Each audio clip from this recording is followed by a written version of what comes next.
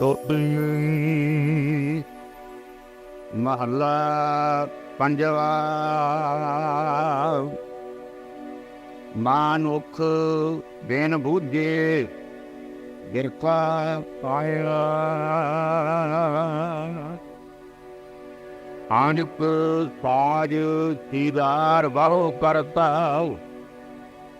ਜਿਉ ਮਿਰਤਕ ਉਠਾਇਆ। ਮਾਨੁਖ ਬਿਨ ਬੂਝੇ ਬਿਰਥਾ ਪਾਇਆ। ਆਨੁਕ ਸਾਜ ਸੀਦਾਰ ਬਹੁ ਕਰਤਾ। ਜਿਉ ਮਿਰਤਕ ਉਠਾਇਆ। ਰਹਾ ਤਾਏ ਤਾਏ ਕਿਰਪਨ ਸ਼ਰਮ ਕੀਨੋ। ਇਕੱਤਰ ਕਰੀ ਹੈ ਮਾਇਆ। ਦਾਨ ਪੁੰਨ ਨਹੀਂ ਸੰਤਨ ਸਿਆ। ਕਿਤਹਿ ਕਹਾਣੀ ਨਾ ਆਇਆ। ਕਰ ਭਰਨ ਸਵਾਰੀ ਤੇਜਾ। ਕਾਂਗਣ ਠਾਟ ਬਣਾਇਆ। ਅੰਗ ਨਾ ਪਾਇਓ ਆਪਣੇ ਫਿਰਤੇ। ਪੇਖ ਪੇਖੋ ਦੁਖ ਪਾਇਆ। ਸਾਰੋ ਦਿਨ ਮਾਜੂਰੀ ਕਰਤਾ। ਤੋ ਉਸਦਾ ਕਰਾਇਆ। ਖੇਲ ਭਇਓ ਇਹਦਾਰੇ ਨਿਆਈ। ਕਰ ਕੈ ਕਾਮ ਨਾਇ। ਭਇਓ ਅਨਮਰਾਮੋ ਜਾ ਕਉ ਪ੍ਰਭ ਕੋ। ਇਸ ਹਿਰਦੈ ਨਾਮ ਵਸੈ। ਪਰ ਸੰਗਤ ਕਾ ਪਾਛੈ ਪਰਹਿਓ। ਜਾਨੋ ਨਾਨਕ ਹਰਿ ਰਸ ਪਾਇਆ। ਭਇਓ ਅਨੁਗ੍ਰਹੋ ਜਾ ਕਉ ਪ੍ਰਭ ਕੋ। ਇਸ ਹਿਰਦੈ ਨਾਮ ਵਸਾਇਆ। ਸਾਧ ਸੰਗਤ ਕਾ ਪਾਛੈ ਪਰਹਿਓ। ਜਾਨ ਨਾਨਕ ਹਰਿ ਰਸ ਪਾਇਆ। ਵਾਹਿਗੁਰੂ ਜੀ ਕਾ ਖਾਲਸਾ ਵਾਹਿਗੁਰੂ ਜੀ ਕੀ ਫਤਿਹ।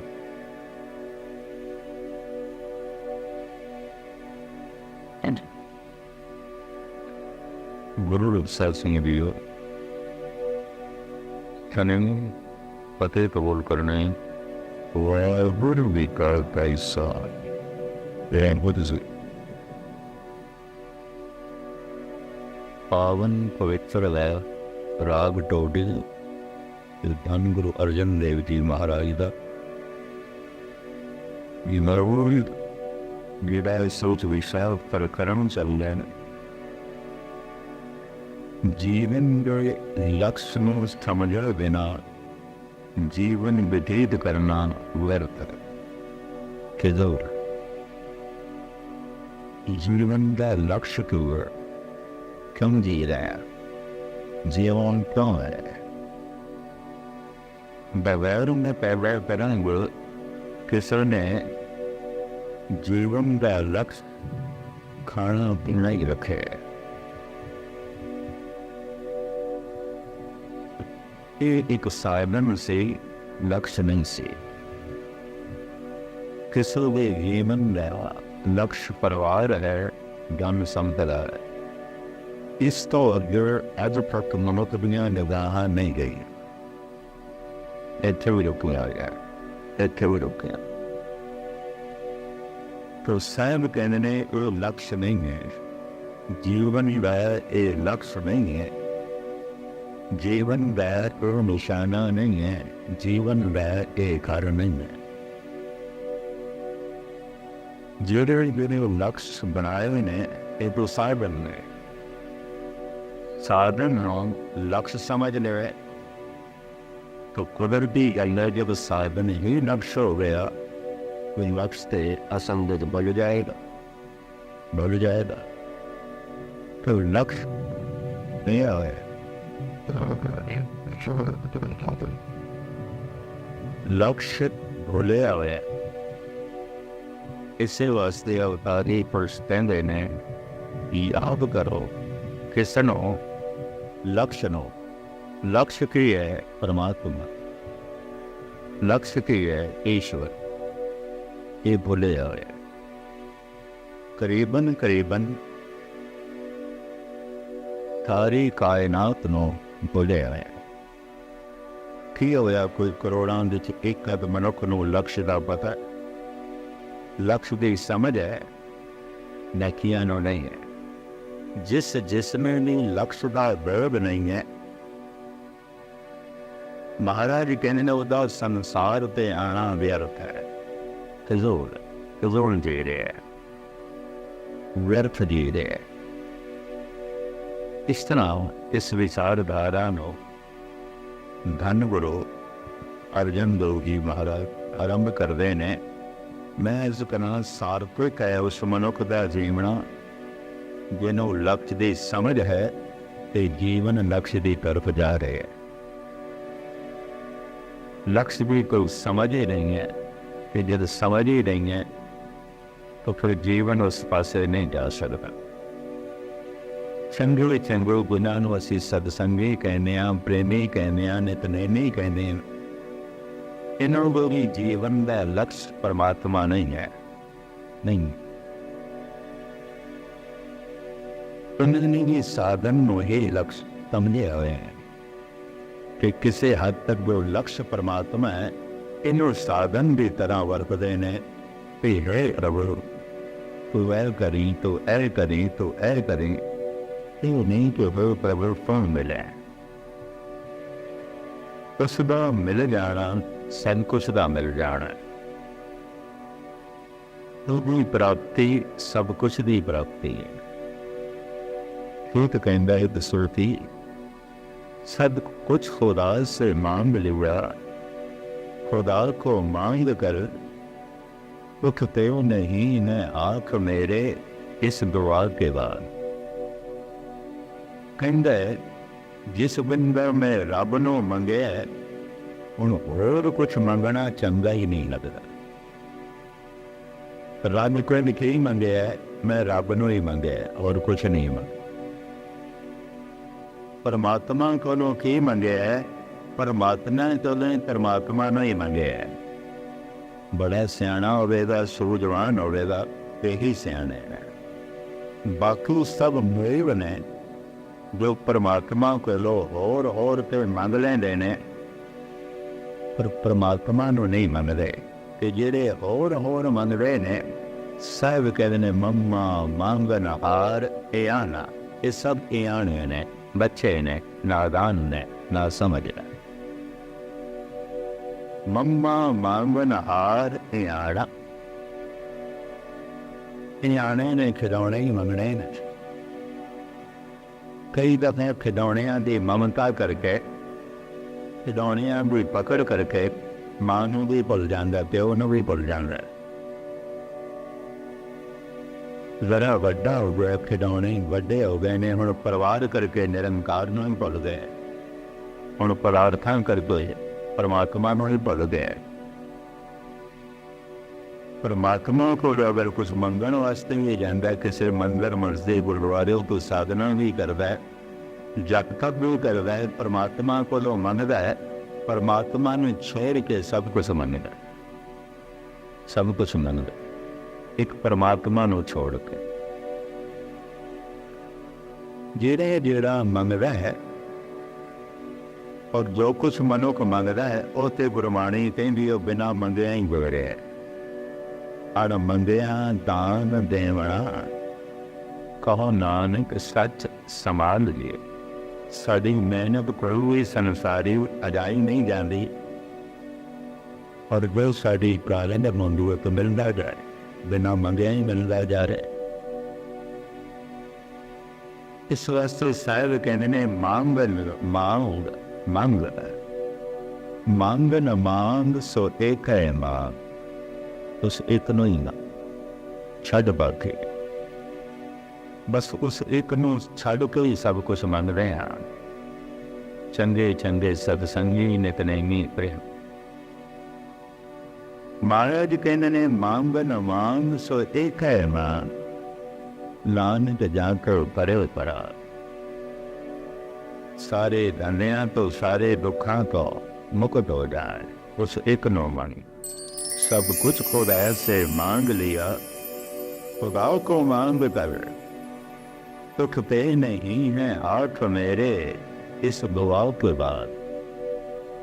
कहगा जिस बंदा मैं ये मंग रहा है हुण और कुछ भी मंगना चंगिया नहीं लगता,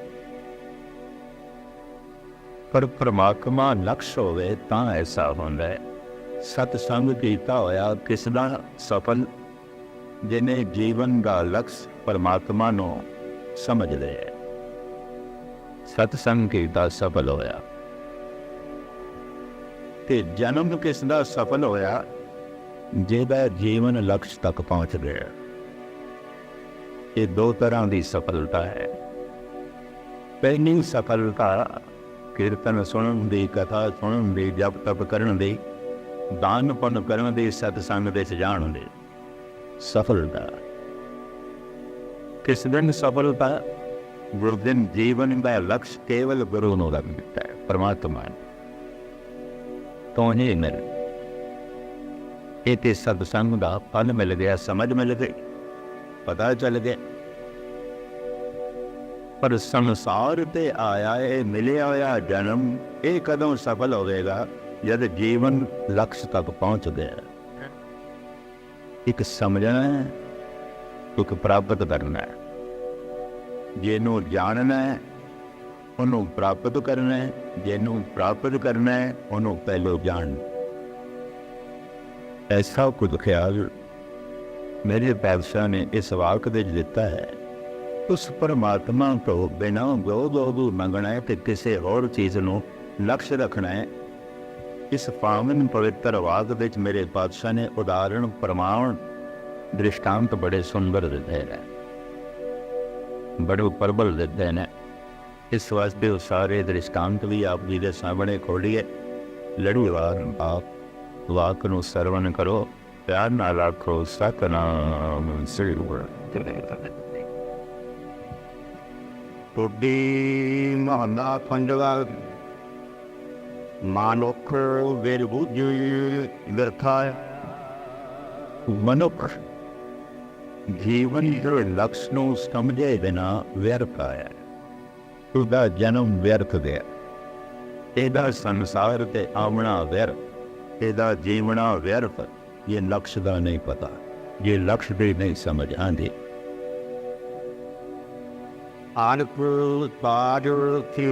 मनो परता जो मृतक उड़ाया, जिसना बाकी साधो समान है।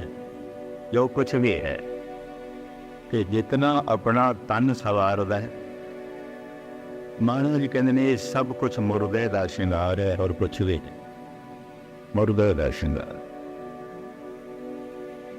शायद आपनों पता होवे यूरोप के देशों ते कुछ एशिया के देशों एक बहुत वड्डा धंधा है मुर्दियां नूं शिंगारना। बड़ा वड्डा धंधा है। क्यों? चाइनीज लोग, कोरिया, थाईलैंड के लोग मुर्दे नूं 10-15 दिन 20 दिन घर दे च रखते हैं। उसनूं बहुत चंगा समझिया जाता है जिहड़ा जितने ज़्यादा दिन तक मुर्दे नूं घर दे च रखे। सब तो वड्डा खर्चा वो मरण पे है। यूरोप के देशों के अंतिम संस्कार की बकायदा डेट गौरमेंट वालों मिलती है, हॉस्पिटल तो मिलती है। 5 दिन बाद, 10 दिन बाद, महीने बाद, इतने दिन तक तो मुर्दा घर देख रहा है। अंतिम संस्कार वाले दिन घर विच लिया जाता है, सारे दर्शन करते फिर लै जाते। थाईलैंड ਵਿੱਚ ਇੱਕ ਦੋ ਸਮਾਗਮ ਮੈਨੂੰ ਦੇਖਣ ਨੂੰ ਮਿਲੇ, ਕਿਉਂਕਿ ਇੱਕ ਪਤਵੰਤਾ ਸਿੰਘ ਉਹਨਾਂ ਦਾ ਦੋਸਤ ਚਲਾਣਾ ਕਰ ਗਿਆ ਸੀ ਕਿ ਮੈਂ ਉਹਨੂੰ ਕਿਹਾ, ਮੈਂ ਕਿ ਥਾਈਲੈਂਡ ਵਾਸੀਆਂ ਦੀ ਮੈਂ ਅੰਤਮ ਕਿਰਿਆ ਦੇਖਣੀ ਹੈ, ਇਹ ਕੀ ਕਰਦੇ ਨੇ, ਉਹ ਲੋਕ ਕੀ ਕਰਦੇ ਨੇ। ਮੈਨੂੰ ਕਹਿੰਦਾ ਵੀ ਮਸਕੀਨ ਜੀ ਅੱਜ ਅੰਤਮ ਕਿਰਿਆ ਨਹੀਂ ਹੋਣੀ, ਉੱਥੇ ਵੀ 5 ਦਿਨ ਮੁਰਦਾ ਘਰ ਵਿੱਚ ਰਹੇ, ਫਿਰ 20-25 ਦਿਨ ਘਰ ਵਿੱਚ ਬੈਠਕ ਚੱਲਦੀ ਹੈ, ਸਵੇਰੇ ਤੇ ਸ਼ਾਮ ਬਿਰਾਦਰੀ ਦੇ ਬੰਦੇ ਆਉਂਦੇ ਨੇ। ਫਿਰ 20-25 ਦਿਨ ਉਹਨਾਂ ਨੂੰ ਸਵੇਰੇ ਸ਼ਾਮ ਅੱਛੇ ਤੋਂ ਅੱਛਾ ਪਕਵਾਨ ਖਿਲਾਇਆ ਜਾਂਦਾ ਹੈ, ਜੋ ਵਿਆਹ ਸ਼ਾਦੀਆਂ 'ਚ ਵੀ ਨਹੀਂ ਆਉਂਦਾ। ਇਸ ਵਾਸਤੇ ਮਰਨ ਤੇ ਪਰਚ ਜਾ ਔਰ ਉਹਨਾਂ ਦੇ ਪੁਰੋਹਿਤ ਪੰਡਤ ਕੁਛ ਪੜ੍ਹਦੇ ਰਹਿੰਦੇ ਨੇ, ਕੁਛ ਗਾਉਂਦੇ ਰਹਿੰਦੇ ਨੇ। ਲੋਕੀ ਆਉਂਦੇ ਨੇ, ਘੰਟਾ ਅੱਧਾ ਘੰਟਾ ਬੈਠਦੇ ਨੇ, ਚਲੇ ਜਾਂਦੇ ਨੇ, ਖਾਂਦੇ ਨੇ, ਪੀਂਦੇ ਨੇ, ਚਲੇ ਜਾਂਦੇ। ਮੈਂ ਕਿਹਾ ਮੈਂ ਦੇਖਣਾ ਜਿੱਥੇ ਗਏ ਉਹ ਕਮ ਸੇ ਕਮ 11 ਦਿਨ ਹੋ ਗਏ ਸਨ ਘਰ ਵਿੱਚ ਮੁਰਦੇ ਨੂੰ ਰੱਖਿਆ, ਪਰ ਜਦ ਮੈਂ ਦੇਖਿਆ ਤੇ ਦੰਗ ਰਹਿ ਗਿਆ। ਇੰਝ ਲੱਗਦਾ ਸੀ ਜਿਵੇਂ ਸੁੱਤਾ ਪਿਆ, ਉਹ ਵੀ ਸੁੱਤਾ ਪਿਆ, ਨਾ ਕੋਈ ਚਿਹਰਾ ਕੁਮਲਾਇਆ ਹੋਇਆ, ਨਾ ਕੋਈ ਹੱਥ ਪੈਰ ਕੁਮਲਾਇਆ ਹੋਇਆ। ਮੈਂ ਕਿਹਾ ਹੱਦ ਹੋ ਗਈ, 11 ਦਿਨ ਹੋ ਗਏ ਨੇ ਗੁਜ਼ਰਿਆ, ਇਹ ਤੇ ਇੰਝ ਲੱਗਦਾ ਜਿਵੇਂ ਸੁੱਤਾ ਪਿਆ। ਇੱਕ ਅੱਜ ਕੱਲ੍ਹ ਧੰਦਾ ਹੈ, ਐਸੇ ਕੈਮੀਕਲਸ ਮੁਰਦੇ ਦੇ ਅੰਦਰ ਪਾ ਦਿੱਤੇ ਜਾਂਦੇ ਨੇ, ਇਸ ਢੰਗ ਦਾ ਸਵਾਰ ਦਿੱਤਾ ਜਾਂਦਾ ਹੈ, ਸ਼ਿੰਗਾਰ ਦਿੱਤਾ ਜਾਂਦਾ ਹੈ, ਇੰਝ ਲੱਗਦਾ ਜਿਵੇਂ ਸੁੱਤਾ ਪਿਆ। ਇਹ ਘਟਨਾ ਵੀ ਯਾਦ ਆ ਗਈ ਹੈ। ਕਹਿ ਦਿਆਂ ਸਿੰਘ ਸਾਹਿਬ ਗਿਆਨੀ ਚੇਤ ਸਿੰਘ ਹੁਣ ਤੇ ਨਹੀਂ ਰਹੇ, ਹੈਡ ਗ੍ਰੰਥੀ ਸ੍ਰੀ ਦਰਬਾਰ ਸਾਹਿਬ, ਇਹਨਾਂ ਦੇ ਰਿਸ਼ਤੇਦਾਰ ਕੋਈ ਬੇਬਵਾਲ ਰਹਿੰਦੇ ਸੀ। ਉਹ ਨੌਜਵਾਨ ਕਿਧਰੇ ਜਰਮਨੀ ਕੰਮ ਕਰਦਾ ਸੀ, ਹਾਦਸੇ ਚਲਾਣਾ ਕਰ ਗਿਆ ਤੇ 3 ਮਹੀਨਿਆਂ ਬਾਅਦ ਲਾਸ਼ ਆਈ ਇੱਥੇ। ਉਹਨਾਂ ਦੇ ਨਾਲ ਦਾਸ ਇੱਥੇ ਕਥਾ ਕਰ ਰਿਹਾ ਸੀ ਤੇ ਮੈਨੂੰ ਬਰਬਾਦ ਸਿੰਘ ਸਾਹਿਬ ਕਹਿਣ ਲੱਗੇ ਚੱਲਣਾ ਹੈ। ਮੈਂ ਕਿਹਾ ਠੀਕ ਹੈ ਚੱਲਦੇ ਹਾਂ। ਪਰ ਜਦ ਮੈਂ ਉਹਨਾਂ ਕੋਲ ਸੁਣਿਆ 3 ਮਹੀਨਿਆਂ ਬਾਅਦ ਲਾਸ਼ ਆਈ ਹੈ ਤੇ ਮੈਂ ਕਿਹਾ ਰਿਹਾ ਕੀ ਆਉਣਾ, 3 ਮਹੀਨਿਆਂ ਬਾਅਦ ਲਾਸ਼ ਆਈ ਹੈ। ਬੇਗੋਵਾਲ ਗਏ, ਪਹੁੰਚੇ, ਜਿਸ ਬਕਸੇ 'ਚ ਲੱਕੜ ਦੇ ਬਕਸੇ 'ਚ ਉਹ ਲਾਸ਼ ਆਈ, ਸਾਰਿਆਂ ਦੇ ਸਾਹਮਣੇ ਜਦ ਇਕੱਠ ਹੋਇਆ, ਖੋਲ੍ਹੀ ਗਈ, ਮੈਂ ਵੀ ਉੱਥੇ ਮੌਜੂਦ, ਤੇ ਮੈਂ ਕਿਹਾ ਹੱਡੀਆਂ ਦੇ ਹੀ ਦਰਸ਼ਨ ਹੋਣਗੇ, ਹੋਰ ਕੀ ਹੋਵੇਗਾ, ਸੜਿਆ ਹੋਇਆ ਮਾਸ ਹੋਵੇਗਾ, ਹੋਰ ਕੀ ਹੋਵੇਗਾ, ਗਲੀਆਂ ਹੋਈਆਂ ਆਂਦਰਾਂ ਹੋਣਗੀਆਂ, ਹੋਰ ਕੀ ਹੋਵੇਗਾ। ਪਰ ਨਹੀਂ, ਜੈਸੇ ਬਕਸਾ ਖੋਲ੍ਹਿਆ ਗਿਆ, ਇੰਝ ਲੱਗਦਾ ਸੀ ਜਿਵੇਂ ਸੁੱਤਾ 3 ਮਹੀਨਿਆਂ ਬਾਅਦ। ਪਰ ਬਕਸੇ ਦੇ ਖੋਲ੍ਹਦਿਆਂ ਹਵਾ ਦੇ ਲੱਗਦਿਆਂ ਉਹ ਮੁਰਝਾਣ ਵੀ ਲੱਗ ਪਿਆ, ਚਿਹਰੇ ਦੀ ਰੌਣਕ ਆਹਿਸਤਾ ਆਹਿਸਤਾ ਜਾਣ ਲੱਗ ਪਈ। ਮੁਖਤਸਰ ਅਰਜ਼ ਇਹ ਕਰਾਂ, ਸਾਰੀ ਦੁਨੀਆ ਵਿੱਚ, ਏਸ਼ੀਆ ਵਿੱਚ, ਯੂਰਪ ਵਿੱਚ, ਅਮਰੀਕਾ, ਕੈਨੇਡਾ ਵਿੱਚ ਇੱਕ ਧੰਦਾ ਹੈ ਔਰ ਇਹਦੀ ਬੜੀ ਵੱਡੀ ਫੀਸ ਲਈ ਜਾਂਦੀ ਹੈ। ਜਿਤਨਾ ਜ਼ਿਆਦਾ ਸ਼ਿੰਗਾਰਨਾ ਹੈ ਉਤਨੀ ਜ਼ਿਆਦਾ ਫੀਸ ਦੇਣੀ ਪਏ, ਜਿਤਨੇ ਜ਼ਿਆਦਾ ਦਿਨ ਰੱਖਣਾ ਹੈ ਉਤਨੀ ਜ਼ਿਆਦਾ ਫੀਸ ਦੇਣੀ ਪਏਗੀ। ਮੁਰਦਿਆਂ ਨੂੰ ਸ਼ਿੰਗਾਰਨ ਦਾ ਧੰਦਾ ਹੈ ਤੇ ਜਦ ਮੁਰਦਾ ਸ਼ਿੰਗਾਰਿਆ ਜਾਂਦਾ ਹੈ ਇੰਝ ਲੱਗਦਾ ਹੈ ਜੈਸੇ ਜ਼ਿੰਦਾ ਹੋਵੇ। ਪਰ ਗੁਰੂ ਅਰਜਨ ਦੇਵ ਜੀ ਮਹਾਰਾਜ ਕੁਛ ਅੱਗੇ ਦੀ ਗੱਲ ਕਰਦੇ ਨੇ। ਮਹਾਰਾਜ ਕਹਿੰਦੇ ਨੇ ਲਕਸ਼ ਨੂੰ ਸਮਝੇ ਬਿਨਾ ਤੇ ਲਕਸ਼ ਦੀ ਪ੍ਰਾਪਤੀ ਕੀਤੇ ਬਿਨਾ ਹਰ ਮਨੁੱਖ ਜ਼ਿੰਦਾ ਨਹੀਂ, ਮੁਰਦਾ ਹੈ। ਫਰਕ ਸਿਰਫ ਇਤਨਾ ਹੈ, ਕੁਛ ਲਾਸ਼ਾਂ ਚਿਤਾ ਤੇ ਚੜੀਆਂ ਹੋਈਆਂ ਨੇ, ਕੁਝ ਲਾਸ਼ਾਂ ਚਲਦੀਆਂ ਫਿਰਦੀਆਂ। कुछ मुर्दे कबरां दे च पए ने, कुछ मुर्दे घरां च बैठे ने, दुकानां ते बैठे ने। कुछ मुर्दे कब्रिस्तान दे च ने, कुछ मुर्दे बाजारां दे च घुम रहे ने। मुर्दे जरा शिंगारे हुए ने, संवारे हुए ने, मुर्दे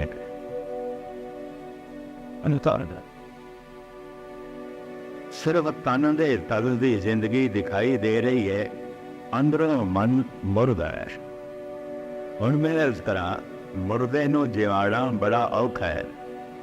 मन नूं जिहड़ा मुर्दा आख्या गया है, तो इस तरह गूढ़ी नींद, जिवें आम कहंदे ने नींद ते मौत बराबर है। मौत भी संबंध तोड़ देंदी है, नींद भी संबंध तोड़ देंदी है। मन सुत्ता पिया है परमात्मा दे पर, इस वास्ते कहंदे हैं ना मुर्दा है। पर यह मुर्दा जिंदा हो सकता, इनू जिवाया जा सकता, इनू जिंदा किया जा सकता है, इनू उठाया जा सकता है कीर्तन दे राही, कथा दे राही, सत्संग दे राही। जैसे लक्ष्य की समझ आएगी, ये फिर लक्ष्य की प्राप्ति पर बिना रहेगा नहीं। और मैं फिर दोहरा दिया, इस सत्संग का फल की है, लक्ष्य की समझ आ गई है। जीवन का लक्ष्य परमात्मा है, जीवन का लक्ष्य ईश्वर है, गुरु है। समझ आ गई, सत्संग का फल मिल गया है। ये मनुख हुण जब तक कीते बिना रहेगा नहीं। ये मनुख हुण साधना लई वध तो वध समा कटेगा। ये मनुख हुण जब तक लई बहुत वड्डा समा कटेगा। लक्ष्य की समझ नहीं आई तो महाराज कहते ने फिर मुर्दे ही ने।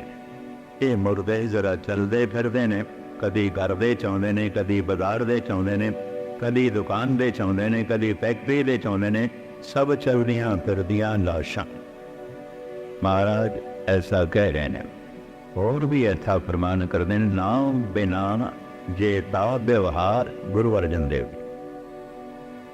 नाम बिना जे ता व्यवहार, ज्यों मेरे तक मिथ्या सिंगा। सारा आवर श्रृंगार मुर्दियां दा सिंगार, मुर्दे श्रृंगार है। कब्रिस्तान दे तहत इतनियां कबरां ना होवन जिहदियां चलदियां फिरदियां कबरां दिखाई दें। कुछ भी नहीं है जीवन दे, कुछ भी नहीं है। जरा खोल के देख लेना, सिवाय मुर्दमी तो होर कुछ भी नहीं निकले, सिवारे रोने पिटण तो होर कुछ भी नहीं निकले। खोल के देख लेना। मैं अक्सर अर्ज करता हूं ना, हर मनुख ने पता न कितना रोना छुपाया होया है, कितना दुख छुपाया होया है। ये हसदे मुस्कुरांदे चेहरे पता नहीं कितना रोना छुपाई बैठे। ये चमकदे ते चुपड़े मथे कितना कलेश छुपाई बैठे ने।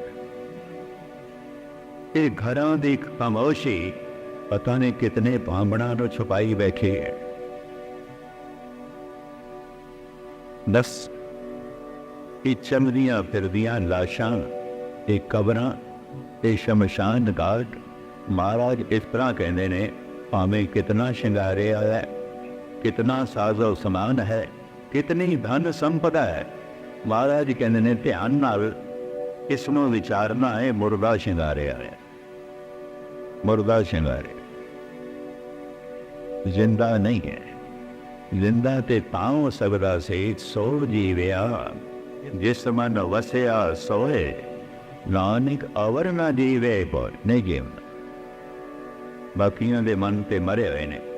इस मरे हुए मन को इस तरह लेना, चूंकि तार्किक तर्क कर सकता है, तन दे तल ते जो मर गया जिंदा नहीं हो सकता, नहीं हो सकता। चलो मैं एक थानू घटना भी सुनावा। सिंगापुर दे घटना घटी। एक चंगे धनाड़ दा नौजवान लड़का चलाना कर गया सिंह। ये घटना बड़ी मशहूर। इत्थों ही अमृतसर के निकटों संत गए हुए सन। अपने आप को संत कहते सन, लोग मनते हैं। इस तरह के संतां नूं ही संत आख्या जाता है, मनिया जाता है। ਗੁਰੂ ਗੋਬਿੰਦ ਸਿੰਘ ਦਾ ਬਾਣਾ ਤੇ ਉਤਾਰ ਕੇ ਉਹਨਾਂ ਨੇ ਬਾਣਾ ਆਪਣਾ ਦਿੱਤਾ ਹੋਇਆ। ਉਹਨਾਂ ਨੇ ਕਿਹਾ ਇਸ ਨੂੰ ਘਰ ਦੇ 'ਚ ਰੱਖੋ, ਸ਼ੀਸ਼ੇ ਦੇ ਬਕਸੇ 'ਚ, ਅਗਲੇ ਸਾਲ ਮੈਂ ਆਵਾਂਗਾ ਇਸ ਨੂੰ ਜ਼ਿੰਦਾ ਕਰਾਂਗਾ। ਮਲੇਸ਼ੀਆ ਸਿੰਗਾਪੁਰ ਵਿੱਚ ਇਹ ਘਟਨਾ ਬੜੀ ਮਸ਼ਹੂਰ ਹੋਈ, ਜ਼ਿੰਦਾ ਕਰਾਂ। ਹੁਣ ਬਦਕਿਸਮਤੀ ਸਮਝ ਲਓ, ਮੈਂ ਉਹਨਾਂ ਦੇ ਨਾਲ ਕਿਧਰੇ ਉੱਥੇ ਹੀ ਸੀ ਤੇ ਉਸੇ ਗੁਰਦੁਆਰੇ ਕਥਾ ਕਰ ਰਿਹਾ ਸੀ ਜਿੱਥੇ ਉਹ ਆਏ। ਮੈਂ ਕਹਿ ਬੈਠਾ, ਮੈਂ ਕਿ ਸਾਲ ਬਾਅਦ ਇਹਦੀਆਂ ਹੱਡੀਆਂ ਵੀ ਨਹੀਂ ਲੱਭਣੀਆਂ। ਆਖਦਾ ਪਿਆ ਸਨ ਰੱਖੇ ਤੇ तो तनाव खड़ा हो गया, मेरे नाल झगड़ा शुरू हो गया। कहने के साल उड़ीके बिना तुसी किस तरह कह सकते हो? मैं कह सकता, रब्बी नहीं है, ईश्वरी नहीं है। मैं प्राण निकल चुके ने, डॉक्टरों ने कह देता है मुर्दा है, नहीं जिंदा होए, नहीं होए। साल बाद वो कहने जिंदा करांगा, मैं कि साल बाद शायद इसका मांस भी ना लवे, हड्डियां भी ना लवे। ये तनाव काफ़ी वधिया, मैनू बड़ा बुरा वाला आख्या कि जिन्हों का लड़का गुजरिया सी, कहने थानू पता नहीं है संत शराब दे देंगे। तो मैं कहा फिर समझ लेना, मैनू शराब लग जाए तो फिर सच समझ लेना, तो जे ना लगे तो फिर मेरी गल नू सच समझ। उन्होंने शीशे के बक्से के जद घर के रखने का यतन किया तो पुलिस घर पहुँच गई। मुर्दा घर के नहीं रख सकते, सिंगापुर के कानून के मुताबिक कब्रिस्तान में दफन करना पे। तो हुण मुसलमानों का कब्रिस्तान उन्होंने इनकार कर दिता है, सिख ऐसे नहीं दफन होने देना। ईसाइयों का कब्रिस्तान उन्होंने भी इनकार कर दिता, इत्थे सिर्फ ईसाई दफन हो सकते हैं। बोधियां के कब्रिस्तान में दफन किया ते संतां ने कहा साल बाद जिंदा करांगे। साल तो पहले पहले संत आप चलाना कर गए। उन्होंने भी शीशे के बक्से च रख के सवार के रखना पिया, क्योंकि उन्होंने भी इस तरह की वसीयत की हुई सी। शायद सोचते होंगे 2-4 साल बाद मैं जिंदा हो जावांगा, बक्से च ही रखना मैनू।